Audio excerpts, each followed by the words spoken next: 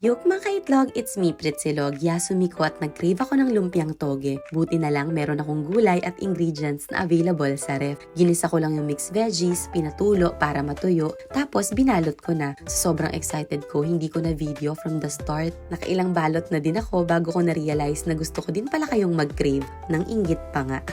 Ilang araw na nga akong nilagang itlog lang, baka kako deserve ko nang mag-satisfy ng cravings. And tada, nabalot ko na silang lahat. Magpapainit na ako ng mantika. Olive oil ang gamit ko para healthy pa din. Ang mahal ng mantika ng babaeng to. Nag-iinakti kasi ang stomach, kala mo naman pretty. Hinrito ko na sila hanggang sa mag-golden brown. Gumawa na din ako ng sausawan habang nagpiprito. Guess what? Ito ang sukang hindi maasim.